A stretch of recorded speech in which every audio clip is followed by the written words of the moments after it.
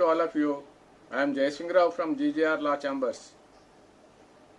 I am very glad to come before you to speak something helpful to the students who are appearing for Gjr Jcj Ipc's.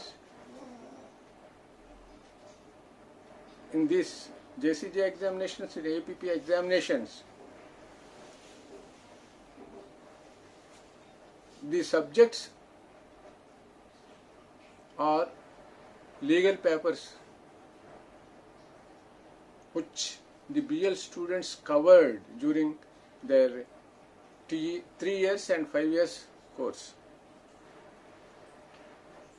ఇప్పుడు ఈ examinations పెద్ద ఎక్కువ పుస్తకాలు చదివేయాలి, లేకపోతే కష్టపడిపోయి బాగా ఇదైపోవాలి, తెలుసుకోవాలి అన్నది కాదు. అక్కడ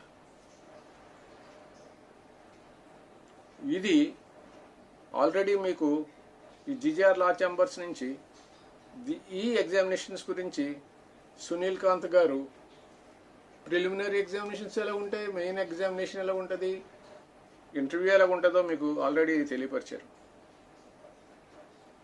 I'm very glad all the details were thrown before you. It is you to prepare for the examination. If you got a desire to win over this post, you has to take interest and do hard work. Hard work చేస్తే తప్పించి మామూలుగా ఏదో చదివేమలే అంటే చదివితే కుదరదు. So my friends, I request you all to pay first we should have interest in the subject, law subjects and all these things. Even though you are not successful in law examinations, it is very, very helpful to you for law leading profession. The profession which is helpful to others and also gives much more respect to you. Before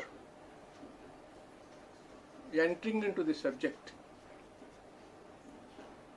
I would appeal to all of you to pay interest and know the subjects which you have to cover, and prepare separate notes for each subject, and see that yourself own notes are prepared, and you go through the subject and note down all the important points there and prepare a notes for yourself. You take much more pains and get the notes completed and be ready. Secondly, you has to pass preliminary examination, which is an objective type, and main examinations are written examination. And if you pass this preliminary examination, you will enter into the main examination. ఈ subject ఏదైతే ఉందో preliminary గురించి అని చదివితే subject రాదు. You cover all the subjects aiming you are passed preliminary examination and you are giving main examination. Finally, when the preliminary examination comes in a short, you go through the questions and see chapter wise ఏ విధంగా cover అయినాయి చూసుకుంటే మీరు in birds view అంటే పైనుంచి చూస్తే పెట్టగా ఏ విధంగా అయితే కింద ఉన్న వస్తువులు ఎలాగైతే కనిపిస్తే మొత్తం సబ్జెక్ట్స్ అన్నీ కూడా కవర్ చేసుకొని mentally if you are prepared for that, you can succeed in preliminary examination, and also you will succeed in main examination and go to interview.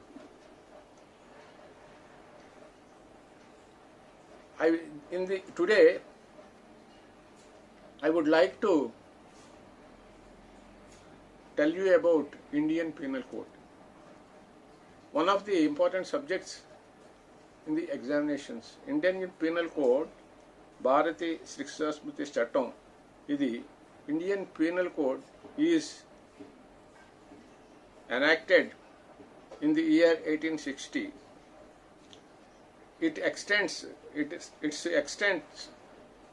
whole of India. Previously, Jammu Kashmir was eliminated from this whole of India.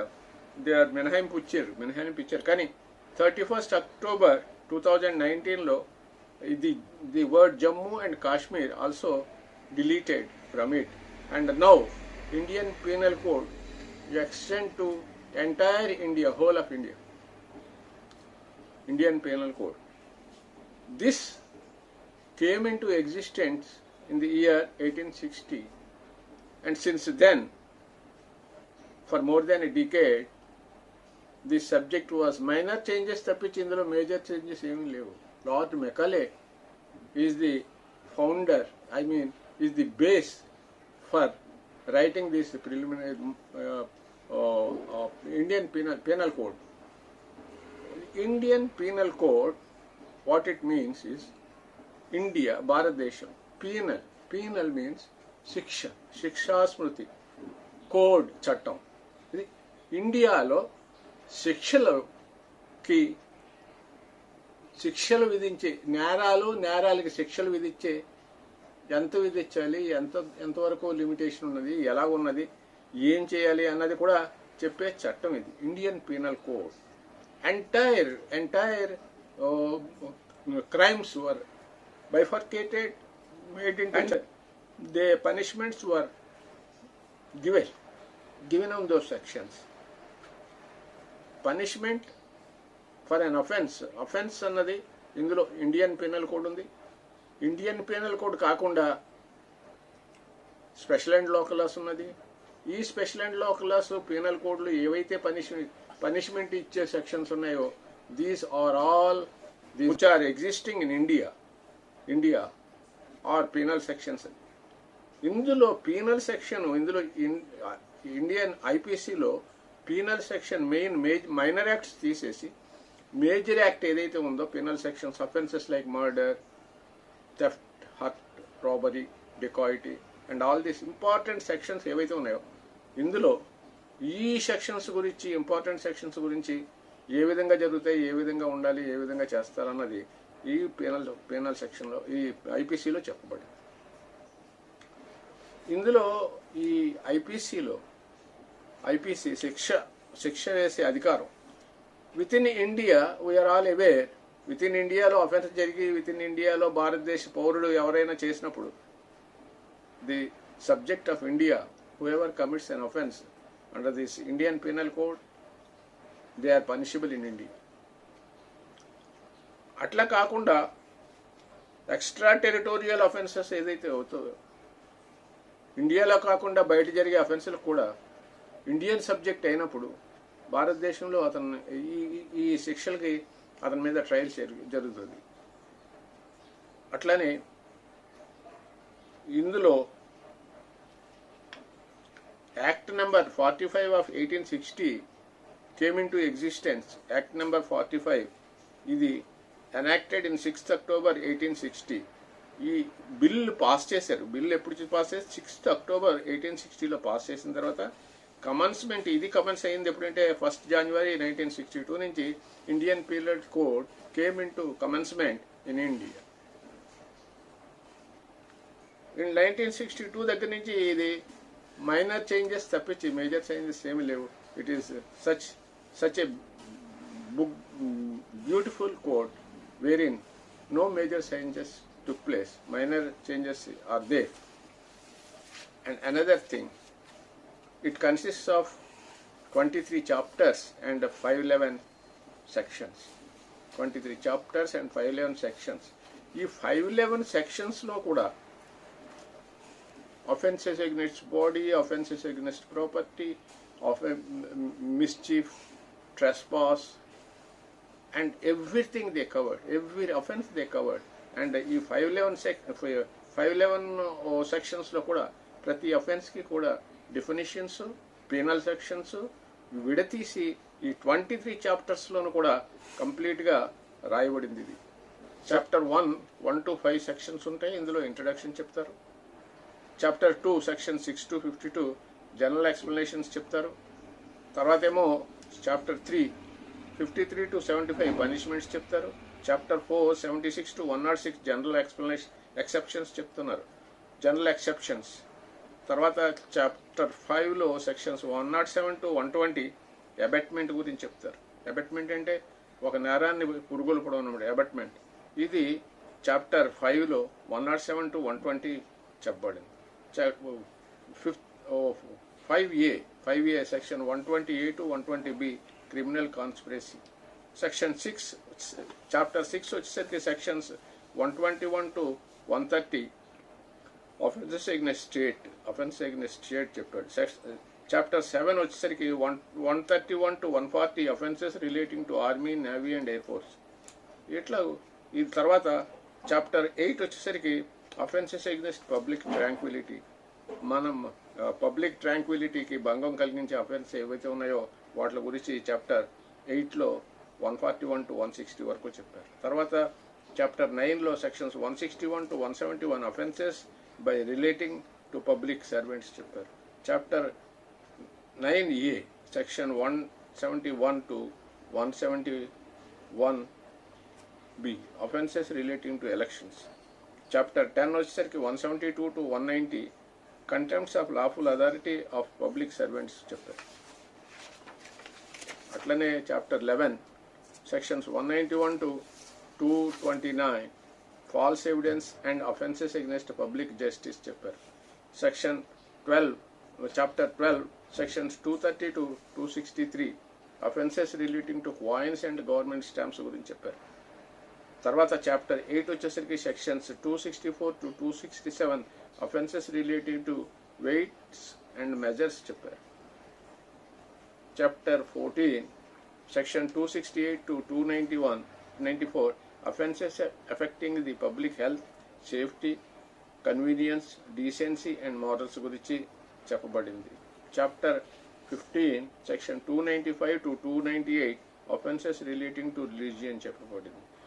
Chapter 16 sections 299 to 377 offences affecting human body చెప్పారు.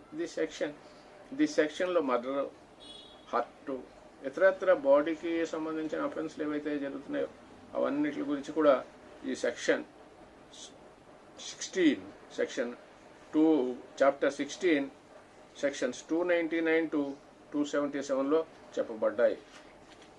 Chapter 17 వచ్చి sections 378 to 462 offences against property.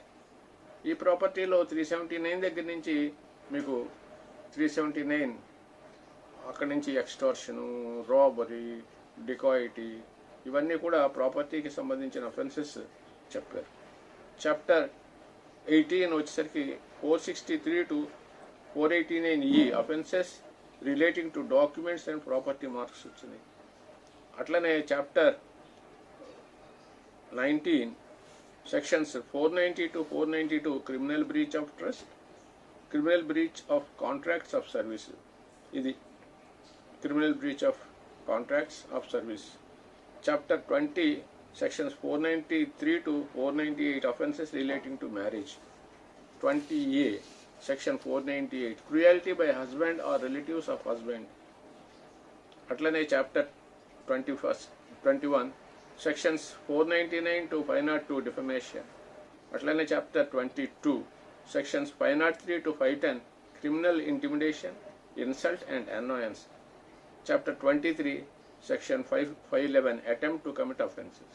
ఈ attempt to love offence attempt to 11 section 511 ఏంటంటే ఇది పర్టికులర్గా ప్రతి సెక్షన్లోనూ అఫెన్స్కి ఎంత శిక్షని, ఏం చేస్తే ఎలా ఉంటుంది అని చెప్పి రాయబడింది.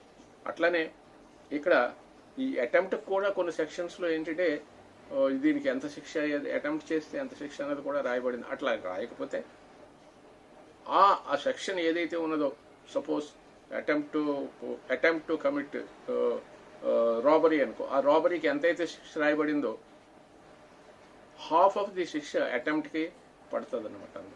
అట్లా ఈ 511 సెక్షన్స్ కూడా ఐపీసీలో క్షుణ్ణంగా చెప్పారు. ఈ 511 సెక్షన్స్ కూడా జాగ్రత్తగా మనం చదువుకొని ఇందులో చాలా వరకు కూడా మనకి క్వశ్చన్స్ మంచి క్వశ్చన్స్ వస్తాయి. ఇందులో వెళ్ళే ముందు మనం బిఫోర్ గోయింగ్ ఇన్ టు ఐపీసీలో గొప్ప విచిత్రం ఏంటంటే, once we see the section itself says whether the offence intentional, wantonly, knowingly అన్నది ఇట్లా మెంటల్ ఎలిమెంట్ గురించి టచ్ చేస్తూనే పోతుంది. ఇలా మెంటల్ ఎలిమెంట్ గురించి టచ్ చేస్తూ ఉంటే ఇలాగా మెంటల్ ఎలిమెంట్స్ ఇన్ క్రైమ్ మనం ఏంటన్నది మనం జస్ట్ బ్రీఫ్గా మనం తెలుసుకోవాలంటే, మెంటల్ ఎలిమెంట్స్ ఏమేమి ఉంటాయంటే ఇంటెన్షన్ ఉంటుంది, మోటివ్ ఉంటుంది, మెన్సీరియా ఉంటుంది, నాలెడ్జ్ ఉంటుంది, ఇన్నోసెన్స్ ఉంటుంది, మిస్టేక్ ఆఫ్ ఫ్యాక్ట్ ఉంటుంది, మిస్టేక్ ఆఫ్ లా ఉంటుంది. టోటల్ సెవెన్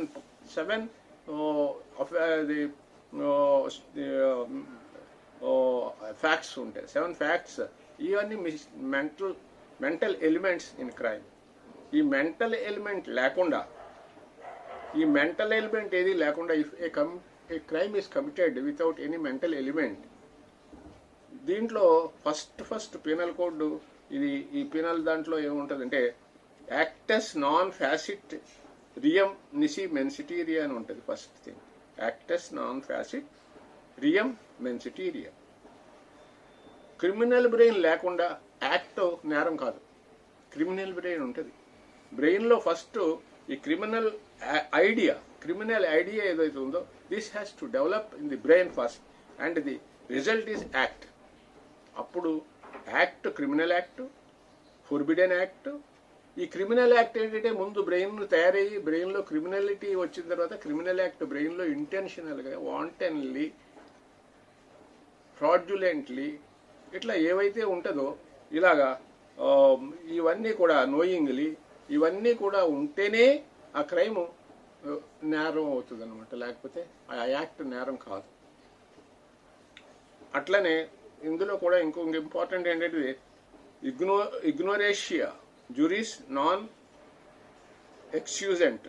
ఇగ్నోరేషియా జురిస్ నాన్ ఎక్స్క్యూజెంట్ అంటే నాకు తెలీదు, చట్టం తెలీదు, నేను కొత్త, నేను చదువుకోలేదు, నాకు చట్టం తెలియదు కాబట్టి నేను నేరం చేశాను, తెలుసుంటే నేను నేరం చేయను అని అనడానికి కూడా ఏం ఛాన్స్ లేదు. ఇగ్నోరేషియా జూరిస్ నాన్ ఎక్స్క్యూజెంట్ ఇది కూడా చాలా ఇంపార్టెంట్.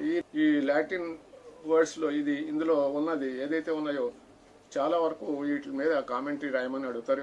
ఈ ఎగ్జామినేషన్స్లో ఎక్కువగా కూడా ఇది కాకపోతే అది వస్తూ ఉంటుంది. ఇందువల్ల ఏంటంటే before going in to IPC మనం ఇవన్నీ దృష్టిలో పెట్టుకొని ఈ ఐపీసీ గురించి మనం ఒకసారి క్షుణ్ణంగా మనం చదువుకుంటే మనకు అర్థం అవుతుంది. ఇందులో స్టేజెస్ ఆఫ్ క్రైమ్ కూడా మనం చూడాలి. మనం క్రైమ్ గురించే కదా చదువుతున్నాం ఐపీసీలో. ఆ చదివేటప్పుడు stages of the crime, what are the stages of the crime? First stage intention వస్తుంది, next preparation, next attempt, next accomplishment. 4 stages are there. First is intention, second one is preparation, third one is attempt, and fourth is accomplishment. Accomplishment అంటే ఆ యాక్ట్ని complete చేయడం. ఆ act complete అయితేనే నేరం complete అయింది, లేకపోతే attempt గానే మిగిలిపోద్ది అనమాట. Preparation and intention they are not punishable. But intention ఉంటే ప్రిపరేషన్ జరుగుద్ది. అంటే ఏ విధంగా చేయాలి, ఎలా చేయాలి, how to do the crime అన్నది ప్లానింగ్ జరుగుద్ది. ఆ ప్లానింగ్ జరిగిన తర్వాత అటెంప్ట్ జరుగుద్ది. ప్రిపరేషన్ అయిన తర్వాత, ప్లానింగ్ అయిన తర్వాత అటెంప్ట్ జరుగుద్ది. అటెంప్ట్ కంప్లీట్ అయిపోతే then the offence is completed and it is punishable. ఈ విధంగా ఈ ఇండియన్ పీనల్ కోడ్ని మనం చాలా జాగ్రత్తగా మనం చదవాల్సి వస్తుంది. ఇంటెన్షన్ మనం మిస్ చేసుకొని అది ఏంటంటే సెక్షన్ యొక్క ఇంగ్రీడియంట్స్ అంటారనమాట. అందులో సెక్షన్ యొక్క ఇంగ్రీడియంట్స్, ఆ ఇంగ్రీడియంట్స్ని మనం వదిలేసుకొని సెక్షన్ మనం కరెక్ట్గా చదవకుండా ఏదో చదివేసి ఏదో మీనింగ్ తీసుకుని మనం చేస్తే మనకి అవ్వదు. అందులో కరెక్ట్గా ఇంటెన్షనా, నాలెడ్జా, వాంటెన్లీయా, లేకపోతే ఇతరత్ర మెంటల్ ఎలిమెంట్ ఉందా లేదా చూసుకోవాలి. అప్పుడు అటెంప్ట్ జరిగిందా, ప్లానింగ్ అయ్యిందా, ఎలాగయ్యింది, ఏమైంది, నాలెడ్జ్ ఉందా, ఇది ఏమున్నది, అని చెప్పి చూసుకోవాలి. Title extent of operation of the code చెప్తారు. ఇది అసలు ఈ పీనల్ కోడ్ని తయారు చేసే ఉద్దేశం ఏంటి, అసలు what is the background for preparation of penal code. Just బ్రీఫ్గా చూసుకుంటే, in primitive age there is no law in the society. In primitive age there is no law. ఎవరికి బలం ఉంటే వాళ్ళు కొట్టుకోవడం, వాళ్ళు తీసుకోవడం, దోసుకోవడం, లేకపోతే ఆస్తులు కాజేసి తీసుకోవడం అట్లాంటివి జరిగేవాడు. ఏ టూత్ ఫర్ టూత్ అని చెప్పి దానికి చట్టం అన్నది లేదు. అలా వచ్చిన తర్వాతకి మొహమ్మడన్లా హిందువుల మను చరిత్ర దగ్గర నుంచి హిందూలా వచ్చేసింది. ఆ హిందూలాలో కొన్ని పనిష్మెంట్లు, థెఫ్ట్ కానీ, ఎక్స్టార్షన్స్ కానీ, చీటింగ్లు కానీ ఇట్లా పనిష్మెంట్స్ ఇచ్చారు. అది సిస్టమ్ చేశారు. అక్కడి నుంచి మొహమ్మడన్ లా వచ్చింది. తర్వాత బ్రిటిషర్స్ వచ్చేసరికి ఆ బ్రిటిష్ లాని ఇక్కడ తీసుకొచ్చారు. దీంట్లో చాలా జరిగినాయి. ఆఖరికి వచ్చేసరికి ఏంటంటే లార్డ్ మెకాలే ఒక్కొక్క ప్రదేశంలో ఒక్కొక్క చట్టం అమల్లో ఉంటుందని చెప్పేసి ఎంటైర్ భారతదేశంలో ఒకే చట్టం ఉండాలని చెప్పి ఈ ఇండియన్ పీనల్ కోడ్ని బిల్లు పెట్టి పాస్ చేయించి ఇండియన్ పీనల్ కోడ్ తయారు చేసి 1860లో తయారు చేసి పెట్టి దాన్ని ఆమోదం పొందారు. ఆమోదం పొందిన దగ్గర నుంచి 1862 దగ్గర నుంచి ఇండియన్ పీనల్ కోడ్ ఎంటైర్ భారతదేశంలో ఎక్సెప్ట్ జమ్మూ కాశ్మీర్ అమల్లో ఉండేది. 2019లో వచ్చేసరికి జమ్మూ కాశ్మీర్ కూడా కలిపి ఎంటైర్ ఇండియాలో ఇండియన్ పీనల్ కోడ్ అమల్లో ఉండాలని చెప్పేసి తయారు చేసి చెప్పారు.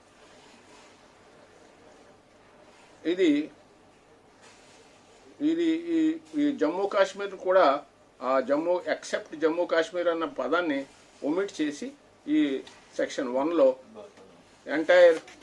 ఎంటైర్ ఇండియా అని చెప్పేసి హోల్ ఆఫ్ ఇండియాలో ఉండాలని ఎగ్జామినేషన్ పాయింట్ ఆఫ్ వ్యూలో ఈ పాయింట్ని మనం లేటెస్ట్గా 2019లో దీన్ని ఇచ్చేశారు కాబట్టి, మోడిఫై చేశారు కాబట్టి దీన్ని బాగా మనం జాగ్రత్తగా గుర్తుపెట్టుకోవాలి. అడగడానికి చాలా సోర్సెస్ ఉంటుంది, అడగడానికి వెరీ ఇంపార్టెంట్. ఎప్పుడు ఇది చేశారు, ఏ దాని ప్రకారంగా చేశారు అన్నది చెప్తే మనకు చూస్తే 2009 యాక్ట్ 34 సెక్షన్ 95 మరియు 5వ షెడ్యూల్ విత్ ఎఫెక్ట్ ఫ్రమ్ 31/10/2019 ద్వారా విస్మరించబడింది. ఆ జమ్మూ కాశ్మీర్ అన్న పదాన్ని ఎక్సెప్ట్ జమ్మూ కాశ్మీర్ అన్న పదాన్ని తీసేశారన్నమాట.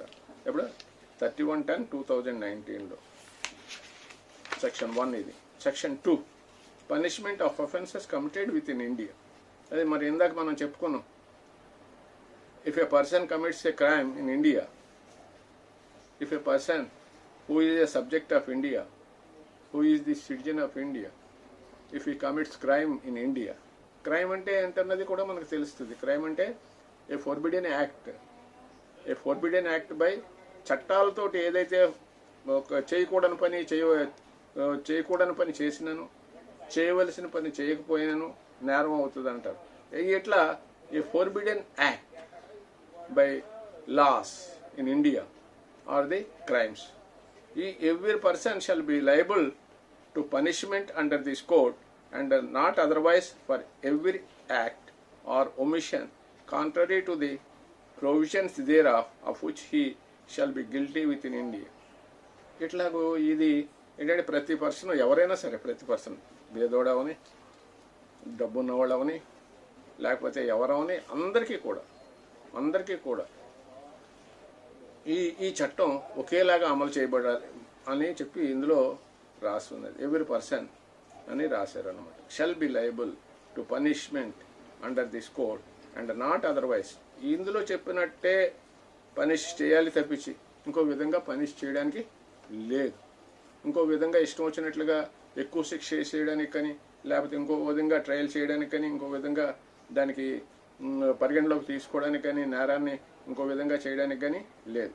ఇందులో ఏ విధంగా అయితే చెప్పబడిందో ఇండియన్ పీనల్ కోడ్లో ఆ విధంగానే ట్రయల్గా చూసి, ఆ విధంగా శిక్ష రుజువైందా లేదా అన్నది చూసి, ఇండియన్ పీనల్ కోడ్లో అయితే ఏమవుతుందంటే an offense should be proved beyond reasonable doubt. ఎప్పుడు కూడా కాన్స్టిట్యూషన్లో చూస్తే, మీకు కాన్స్టిట్యూషనల్ లాలో చూస్తే బియాండ్ రీజనబుల్ డౌట్ ప్రాసిక్యూషను నేరాన్ని ప్రూవ్ చేస్తే నే కానీ శిక్ష విధించడానికి లేదు. Beyond reasonable doubt. అదో అయ్యి ఉంటుంది అనుకుంటాం, లేకపోతే ఇట్లా అవుతుంది అట్లా అవుతుంది అంటే శిక్ష చేసేదానికి లేదు, శిక్షించడానికి లేదు. ఇది శిక్షించాలంటే the ingredients of the section has to be proved beyond reasonable doubt. Proved beyond ఆ ఇంగ్రీడియంట్స్ ఏమనేది ప్రతి సెక్షన్లో కూడా చెప్పబడింది. ఆ విధంగా ఇంగ్రీడియంట్స్ని మనం ప్రాసిక్యూషన్ వాళ్ళు ప్రూవ్ చేయాలి. డిఫెన్స్ లాయర్ అయితే ఆ ఇంగ్రీడియంట్స్ లేవు అని చెప్పి మన వాదనని తెలియపరచుకొని వాటిని కండెమ్ చేసుకొని వాళ్ళు పెట్టిన ఎవిడెన్స్ని మనం we has to condemn it. ఈ ఎగ్జామినేషన్ పాయింట్ ఆఫ్ వ్యూలో ఈ ఇంగ్రీడియంట్స్ అనేది కూడా చాలా చాలా ఇంపార్టెంట్. అందువల్ల ఏంటంటే ఇందులో సెక్షన్ 2లో ఏమంటాడంటే every subject who is an Indian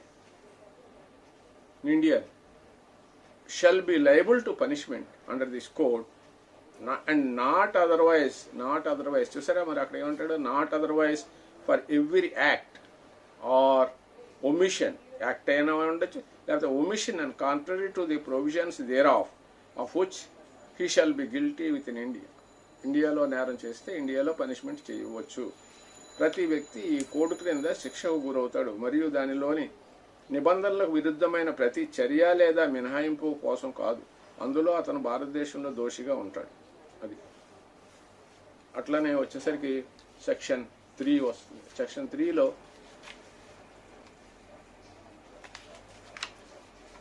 punishment of offences committed beyond but which by law may be tried within India. ఈ భారతదేశంలో కాకుండా ఇతర దేశంలో ఒక భారతీయుడు నేరంగాని చేస్తే భారతదేశంలో అతనికి ఏ విధంగా ట్రయల్ చేసి శిక్షించబడతారో అదే విధంగా ఇతర దేశంలో చేసిన కూడా భారతదేశుడిని ఇక్కడ భారత సభ్యుడిని సిటిజన్ని ఇక్కడ ట్రయల్ చేయడానికి భారతదేశానికి పవర్స్ ఉన్నాయి. ఈ చట్ట ప్రకారంగా ఇక్కడ ట్రయల్ చేయొచ్చు. అది సెక్షన్ 3.